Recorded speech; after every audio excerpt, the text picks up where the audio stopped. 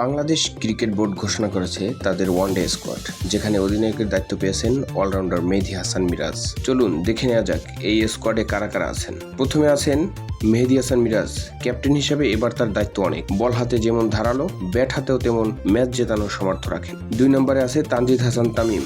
Batting অর্ডারে কিন্তু সাহসী, পাওয়ার হিটিং এর জন্য পরিচিত। 3 নম্বরে আছে পারভেজ হাসান ইমন। তরুণ এই ব্যাটসম্যানের কাছে এবার বড় সুযোগ নিজেকে প্রমাণ করার জন্য। 4 নম্বরে আছে নাইম শেখ। ওপেনিং এ অভিজ্ঞতা রয়েছে, এবার তার ধারাবাহিকতা প্রয়োজন। 5 নম্বরে আছে নাজমুল হোসেন শান্ত। মিডল অর্ডারের ভরসা, টেস্টে দুর্দান্ত পারফরমেন্স করেছে, এবার ওয়ানডেতেও কি ম্যাজিক দেখাবেন?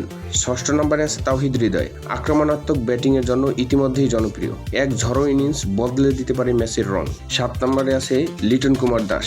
অভিজ্ঞ এই উইকেট রক্ষক ব্যাটসম্যানের দায়িত্ব এবার আরো বেশি, ফর্মে ফিরলে ভয়ঙ্কর হতে পারে। 8 নম্বরে আছে জাকের আলী অনিক। ব্যাকআপ উইকেট রক্ষক, তার সুযোগ এলে নজর কাটতে পারেন। শামীম হোসেন পাটোয়ারি। হিটিং ব্যাটসম্যান, দুর্দান্ত ফিনিশার হিসেবে থাকতে পারেন কার্যকর। 10 নম্বরে আছে রিশাদ হোসেন। তরুণ লেগ স্পিনার, উইকেট নেয়ার দক্ষতা আছে অনেক। 11 নম্বরে আছে তানভীর ইসলাম। বাহাতি স্পিনার, নতুন মুখ, তার বোলিং নজর কাটতে পারে। এবার আসি পেস আক্রমণের দিকে। মুস্তাফিজুর রহমান, কাটার মাস্টার ফিজ আছেন পুরো শক্তিতে, অভিজ্ঞতা ও স্কিল দুটোই একসাথে। 13 নম্বরে তানজিম হাসান সাকিব। সম্প্রতি দুর্দান্ত ফর্মে আছেন, তরুণ শক্তি হিসেবে টিমে গুরুত্বপূর্ণ। 14 নম্বরে তাসকিন আহমেদ। স্পিড ও আগ্রাসন দুই আছেন, ইনজুরি থেকে ফিরে আসায় নজর থাকবে তার পারফরমেন্সের দিকে। 15 নম্বরে নাহিদ রানা।